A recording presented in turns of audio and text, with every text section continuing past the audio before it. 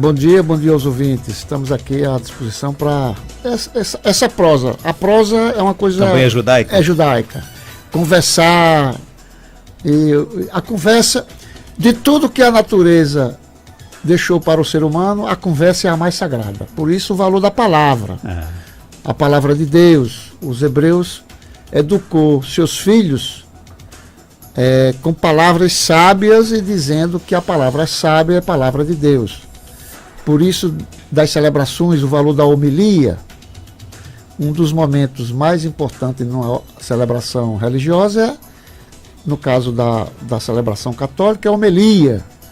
E o Seridó, em Caicó especial, hoje tem o privilégio de ter um bispo que tem uma homilia orientadora, que Moisés, o grande profeta hebreu, ele usava a palavra como orientador. A palavra como orientadora. O Senhor é o meu pastor. Esse pastor é no sentido de educar, no sentido de orientar. Então, por isso, da importância da palavra sábia. E o ser humano tem a capacidade de, no estudo e no conhecimento, compreender o valor da palavra para que ela seja uma palavra orientadora. Por isso eu quero fazer aqui essa ressalva especial a Dom Carlos, porque ele tem uma palavra orientadora que também é uma influência desse nosso processo histórico. Quando você fala, abraçar aqui, já ligou para cá, deve estar ouvindo a gente, o professor Ronaldo Castro também é um grande apaixonado pela influência judaica, né? Inclusive eu soube que ele está fazendo um livro. E eu quero imaginar que esse livro vai ser muito importante aqui para o orgulho e para a história do povo de Caicó e do Seridó, né? Ok. Você falou, por exemplo, em prosa, né? E um dos costumes aqui do povo do Seridó, do povo do interior, é prosear, ter essas prosas na calçada. Na calçada. Principalmente no fim da tarde. Na calçada, e vamos imaginar os sítios, porque aqui nos primórdios tudo era sítio. Na frente de casa, no final da tarde, normalmente as pessoas ali daquele vilarejo se encontravam para conversar, para bater papo, e essa prosa qualificada ela também gera uma educação de qualidade, né? Muito da disciplina familiar no Seridó, que tem e é forte, ela tem o berço nessas prosas, onde as pessoas trocavam informações e aquilo que um filho ou uma pessoa errou numa comunidade se via de exemplo para que outras não praticassem. Então essa prosa foi a primeira escola do Seridó, vamos dizer. Vamos imaginar que há 400 anos não tinha essa escola formal. A escola era na família. Quem educava os filhos a ler e escrever era a família, sobretudo a mãe. Não é à toa que Santana, a imagem de Santana é ela ensinando a filha a ler. A ideia é Santana ensinando a filha a ler, porque Santana era o símbolo da mulher hebraica e a mãe era orientadora, era a mãe que educava os filhos. E isso está presente ainda. A mãe é quem arruma o filho para ir para a escola, a mãe é quem faz o dever de casa, geralmente com os filhos, né? Essa herança é de Santana. Essa herança é da mulher hebraica, da mulher judia. Claro que em algumas situações o pai colabora também. Em algumas famílias você pode até encontrar o pai, ele se preocupa mais isso do que a mãe. Isso existe, mas em regra, quem educa o filho, quem dá a disciplina de educação, de conhecer a palavra, é a mãe. Por isso que Santana, vocês podem olhar que nos retratos de Santana, nas imagens de Santana, ela está com o livro aberto, passando a ideia de que é ela que está ensinando a filha. E Nossa Senhora ali bem atenta, né? Bem atenta. Ao que diz Santana. E é até bom, porque assim, claro que a gente não está aqui para querer dar lição de moral, mas muitas pessoas confundem Nossa Senhora Santana. E Santana não é Nossa Senhora. Santana é a mãe de Nossa Senhora, né? Isso. E as pessoas acabam confundindo, Nossa Senhora Santana, né? Mas aqui no Seridó e em Caicó em especial, o pessoal tem o cuidado de chamar a Senhora Santana, né? Mas acabam colocando a Nossa na frente, né? E esta semana a gente conversava com o nosso bispo, do Antônio Carlos, que ele participa de todas as noites da nossa transmissão lá na praça. Ele chamava atenção para isso, por exemplo, o quanto São Joaquim é apagado na festa de Santana aqui de Caicó. Porque Santana tem muita força, é muito poderosa. Porque a festa também é dele, né? Inclusive hoje é o dia dos avós. Exatamente. Né? E São José de Bipibu também, a padroeira lá é Santana, mas lá é Santana e São Joaquim. Aí lá eu percebo que São Joaquim é mais ressaltado do que aqui. Mas é porque aqui no processo de colonização do Seridó, a figura de Santana ela teve uma importância de educação, de símbolo muito mais forte. Aí Santana é uma pessoa que ela tem força, as pessoas gostam de estar protegida por Santana. Isso não é só em Caicó não, no Seridó, é em todo canto. É importante como Caicó foi feliz tendo Santana como padroeira. Inclusive a grandiosidade da festa de Santana, né, onde, por exemplo, cada paróquia, cada município do Seridó tem a sua festa de padroeiro, mas todos os municípios se voltam para Caicó nessa festa de Santana. Isso também é um elemento judaico? É um elemento judaico, isso tem a ver com o Pessah. O judeu, que vem da tradição hebraica, tinha uma festa por ano de reencontro familiar, que era a festa mais importante deles. É nesse reencontro, porque veja bem, a festa de Santana ela tem três pilares importantes. A fé, a questão da oração, a questão da família e a questão da tradição. Esses três pilares são bem conservados. E isso se deve também pela influência da igreja, que organiza tudo isso. Mas a igreja ela preserva esses três elementos e permite.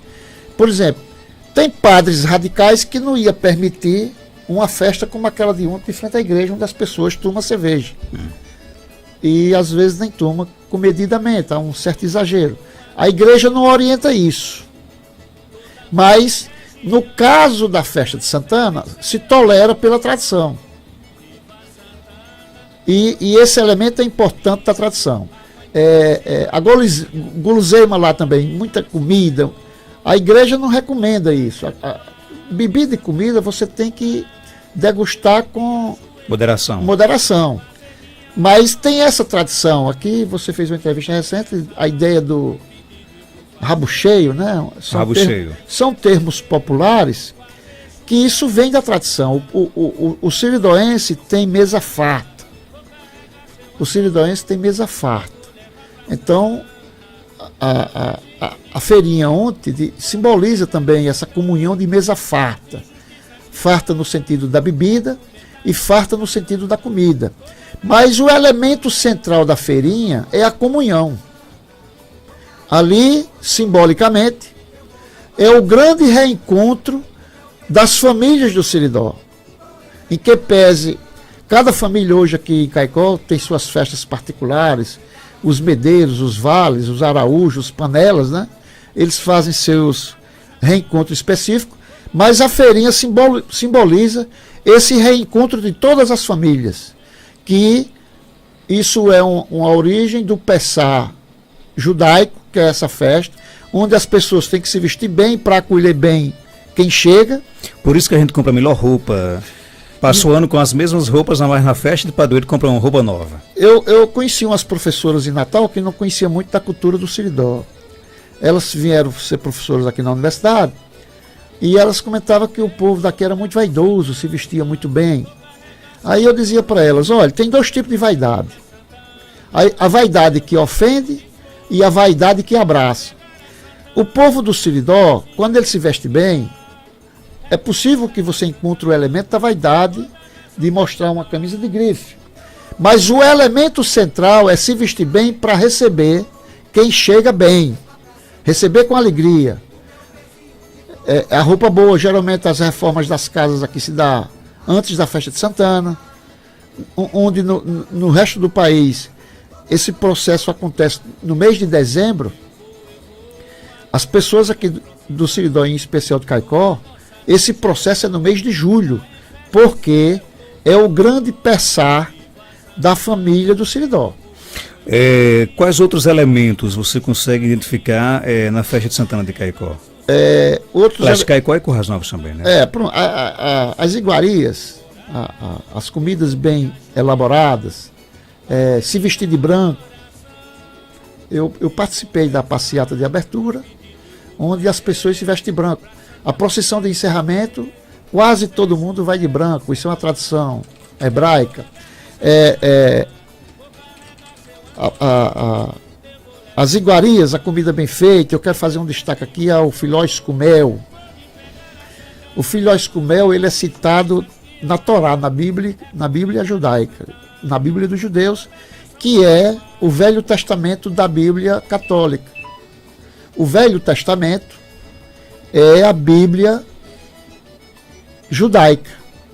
Aí o cristianismo, os cristãos acrescentaram o Novo Testamento, que são os evangelhos, as cartas de Paulo, mas a estrutura histórica da parte da Bíblia, o Velho Testamento, ela é a Bíblia judaica.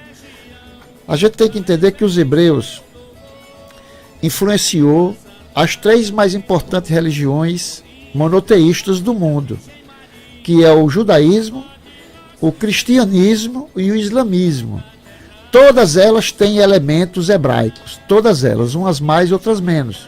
Aqui tem mais, é o judaísmo, em segundo lugar o cristianismo e depois o islamismo, que é uma religião mais radical, vamos dizer assim, mais fundamentalista.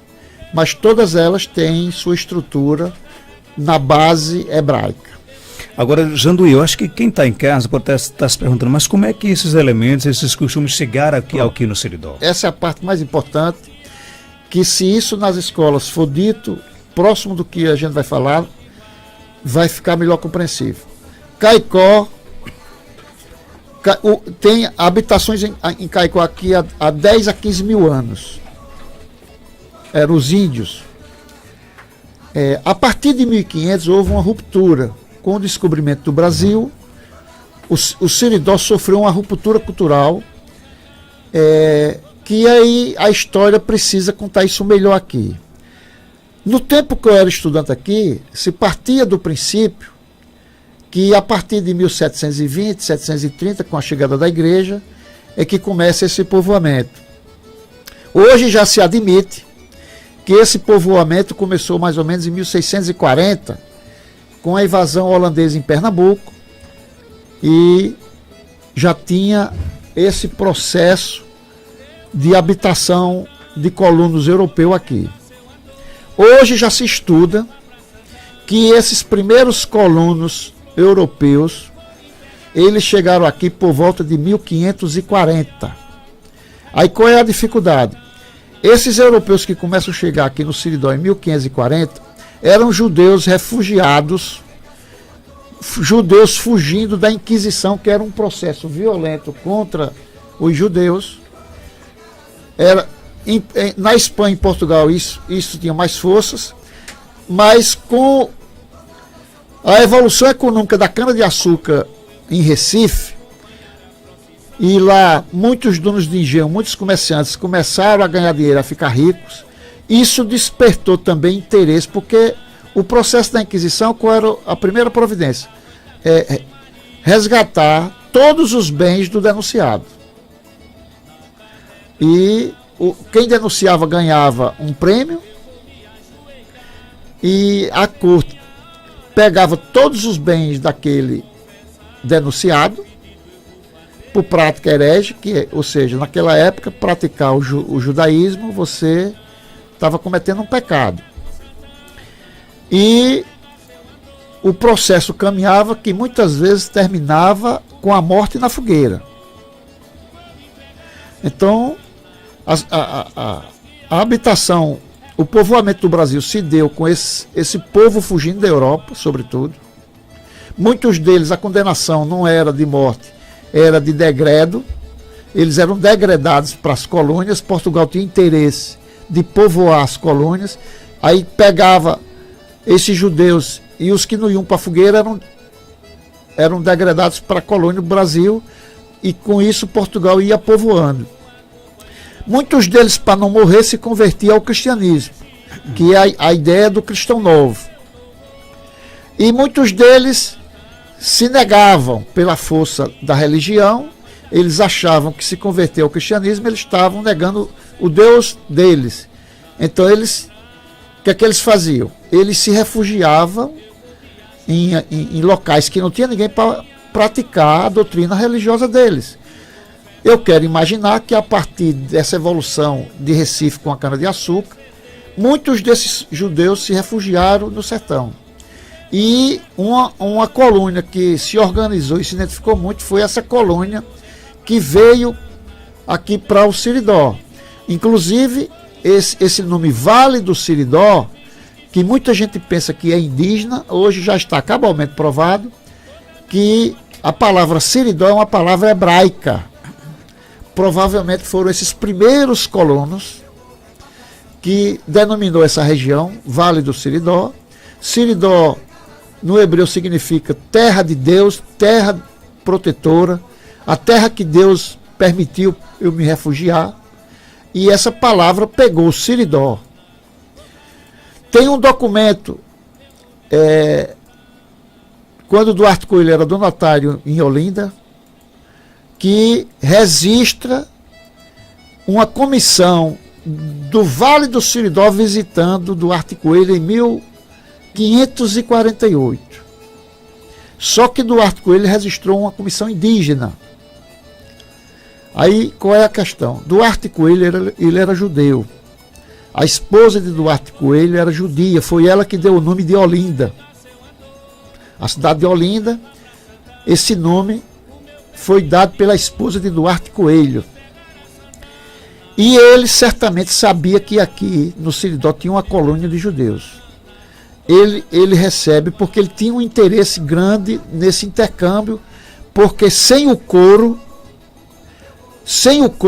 a indústria da cana-de-açúcar naquela época não movimentava. E ele tinha interesse porque em Recife não tinha a cultura do gado. Era só a plantação de cana-de-açúcar. E ele precisava do couro. Ele já tinha o polo do Vale do São Francisco e do interior de Pernambuco, mas essa produção era pequena. E ele soube que aqui tinha uma comunidade judaica que produzia couro. E ele veio tanto por interesse dele como por interesse da comunidade, que era uma forma dessa comunidade ter sobrevivência, porque era um intercâmbio comercial. E ele retribuiu essa visita. Ele criou uma comissão, ou uma expedição, e isso está nos anais do governo dele, que em 1548, uma expedição do governo de Duarte Coelho vem visitar, aí está a chave, o Vale do Siridó. Ora, se ele veio visitar o Vale do Siridó, ele veio visitar a comunidade judaica que estava refugiada no Vale do Siridó.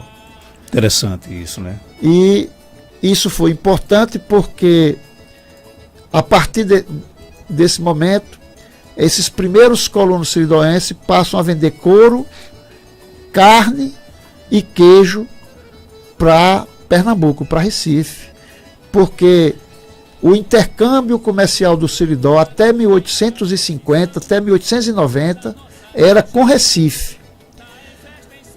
A partir de 1850, com Campina Grande passa a ter uma importância comercial a partir daí. E a partir da metade do século XX, com Natal. Esse intercâmbio Siridó com Natal, ele é mais aquecido. Ele sempre existiu, mas ele é mais aquecido a partir da metade do século XX. Antes disso, uma pequena parte foi com Campina Grande, e nos primórdios, os primeiros 300 anos era com Recife.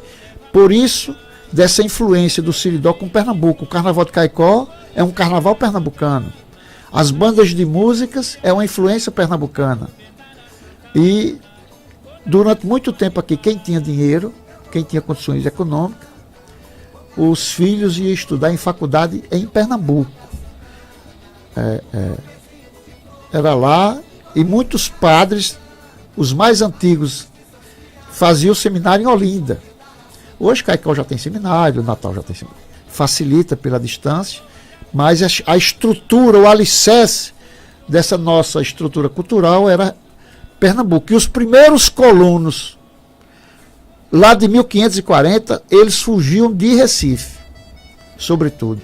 Eles se refugiavam aqui e, claro, que certamente eles tinham familiares em Recife e tinha esse intercâmbio. Eu precisaria de uns 2 programas para a gente poder falar sobre todas essas influências, né? Porque é interessante demais essa temática. Eu acho que o ouvinte já tem até gente aqui pedindo, por exemplo, a gravação desse programa com você, porque você trouxe aqui realmente uma aula de história, né? Mas deixa eu só falar, por exemplo, numa temática. Ontem eu ouvi uma entrevista de um padre, lá, acho que é lá da Grande Natal, onde ele enaltecia essa fama que o Seridó tem de receber as pessoas bem. O sonho dele era comer queijo com açúcar, né? Aí ele chegou ontem na feirinha, só tinha o queijo, não tinha o queijo com açúcar. Aí ele disse, olha, meu sonho é vir a Caicó, quando eu vim, comer queijo com açúcar. O cara que vendeu o queijo disse, não seja por isso. Tá aqui, minha casa é ali, na rua tal, pertinho aqui da igreja, vá lá, leva o queijo que minha esposa vai colocar o açúcar. Ele disse, quando chegou na casa desse vendedor, se sentiu em casa, né? E essa fama que o seridoense tem de receber, de escancarar as portas de sua casa para receber até quem a gente não conhece, né? Isso também tem influência também judaica? Tem. A cultura hebraica, né, que a estrutura cultural é essa, eles sempre se preocupavam em acolher as pessoas. Você encontra na Bíblia várias passagens de textos onde a pessoa tem que acolher seu irmão, não é? A Bíblia nos orienta a acolher a pessoa como irmão, e isso está no nosso sentimento.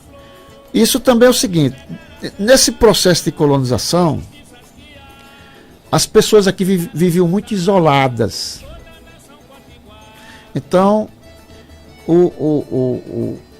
uma pessoa que morava num sítio, tu imagina isso 400 anos atrás, esses colonos moravam em sítios, às vezes eles passavam meses sem ver uma ou outra pessoa. E quando eles viam uma pessoa que sabia que aquela pessoa era da família dele, ele recebia essa pessoa com o maior prazer. Era uma festa. Ele recebia com festa. Se chegasse na hora do café, tinha que tomar café. Se chegasse na hora do almoço, tinha que almoçar com ele. Se chegasse na hora do jantar, tinha que jantar com ele. E o não seria uma desfeita grande. O não seria uma desfeita. Ou você recusar. Isso continua sendo assim. Continua sendo assim, porque esse elemento, esse sentimento, ele fica no interior da gente. Jadu, então uma pergunta aqui do nosso amigo Rui Evandro, né? Ele diz o seguinte: antes existia uma tradição muito grande de enfeitar as cruzes nas beiras das estradas. Hoje vejo menos. Isso tem relação com os costumes hebraicos? Tem até um ditado que dizia: mais enfeitado do que cruz de beira de estrada. Isso, mas o elemento judaico da cruz da beira da estrada é a pedra, né? Que inclusive uma pergunta aqui do nosso amigo Railson Medeiros perguntou isso: costume de depositar uma pequena pedra nas cruzes nas margens da rodovia e rezar um Padre Nosso. É um elemento judaico? O da pedra e o do Pai de Nosso, sim, porque a tradição era o seguinte: o judeu não coloca flores no túmulo nem na cruz, coloca pedra e faz uma oração. A oração está representada aí pelo Pai de Nosso, o Pai Nosso, e a pedra as pessoas colocam, sobretudo em pedras de estradas, né? Porque essa tradição hebraica que o judeu adota e que o Seridó adotou também durante muito tempo, ela tem a ver com a filosofia da alma. Os hebreus entendiam que você morre, mas sua alma não morre. E A alma era eterna, a alma é eterna como as pedras. Esse é o aspecto filosófico. Hoje você lê, aí dizia, não, é porque a pedra, a pedra ela tem uma equidade, ela serve para o rico, para o pobre, para o homem, para a mulher. Esse conceito ele é possível também, mas eu acho que isso é mais dos dias de hoje. O conceito histórico está na ideia da eternidade da pedra com uma alma. A relação é essa. E a pedra é um hábito genuinamente judaico na cruz. Inclusive, as cercas de pedras aqui na nossa região também são elementos judaicos, viu? A cerca de pedra é um elemento que está se acabando, né? Que está se acabando. Tem uma razão para isso se acabar. O que os siridoenses têm que lutar é para preservar as que tem. Porque, por exemplo, eu soube que tem construtoras que pegam as cercas de pedra para fazer alicerce. Isso é um crime cultural. E uma outra coisa, a cerca de pedra ela tem um elemento sagrado. Ela tem um elemento sagrado. O construtor que destrói não só o construtor, quem destrói uma cerca de pedra, ele está destruindo um elemento sagrado. Então, se ele sofreu um castigo, ele não se lamente não, porque ele deu aso a isso. Eu quero aqui agradecer, eu recebi de suas mãos um presente, né, o livro A Religião Católico-Sertaneja, Reminiscências do Criptocabalismo no Siridó Judaico, do professor Marcos Silva. Inclusive esse livro traz nas primeiras páginas um trabalho seu, né, de sua autoria. Linhagem de Abraão, os hábitos do Siridó são marcas hebraicas, com que adornam currais e tangem sentimentos, cercas de pedras, linhas de culturas épicas, carne sem sangue, costumes e sangramentos, estrela na varanda à tarde, prosas e acalentos, do povo que se refugiou nos vales do sertão, velas acesas nos oratórios, mistérios dignos, o segredo que logra o êxodo na disseminação, mesas de gavetas, orações e luas em signos, desbastaram o vale e encheram-nos de emoção. Ficou na terra frutos, marramos genuínos, fortes e destemidos, linhagens de Abraão. Ele me pediu autorização para botar esse... Claro que eu deixei, né? Claro. Eu tenho vários poemas com essa temática. Eu até penso em ver como é que eu faço para... Eu estou pensando para o ano fazer um cordelzinho, pegar esses poemas com essas temáticas para trazer aqui. Marcos fez esse trabalho, né? Porque a gente tem aqui, nessas casas mais antigas de Caicó, as fachadas, elas têm elementos judaicos. São reminiscências, são símbolos que se preservam na cultura do povo do Siridó, que está na fachada das casas, nas janelas. Você pode olhar que tem várias casas em Caicó que tem uma janela parecendo um oratório. Não é isso? É verdade. Isso são elementos judaicos. Tem casa em Caicó que na porta da varanda tem duas colunas bonitas que destacam a entrada. Tem várias casas em Caicó com isso. Essas colunas representam as colunas do Templo de Salomão. Várias casas em Caicó, e é unanimidade, a fachada lembra o Templo de Salomão. E isso as pessoas hoje repetem por uma herança cultural. E muitas vezes, por não saber disso, acabam destruindo, por exemplo... Eu queria fazer um apelo aqui ao povo de Caicó, as pessoas que interagem na política, os agentes, líderes, de fazer um movimento em Caicó para tumbar algumas casas, que essas casas representam um sentimento cultural coletivo muito forte. E lentamente essas casas, pela especulação imobiliária, essas casas vão sendo vendidas, vão sendo destruídas para dar lugar a outro empreendimento que muitas vezes tem valor econômico, mas não tem cultural. E seria importante que tivesse esse movimento para preservar essas casas. Ali na Rua da Cadeia tem uma muito importante. Em todos os cantos ali perto eu acho até que está tombada, tem 3 ou 4 casas ali perto do Zé Cabarrão, que tem umas fachadas bonitas. Então, o Caicó tem que se organizar para preservar mais esses símbolos, essas tradições, como a Festa de Santana preserva essa grande comunhão, a feirinha, as pessoas se vestirem de branco, para a gente preservar isso, porque isso ajuda. Inclusive, isso pode ser no futuro uma alternativa econômica para Caicó. Existe algo em torno de 100 milhões de judeus no mundo. 15 milhões são reconhecidos e 80, 90 milhões são de marranos.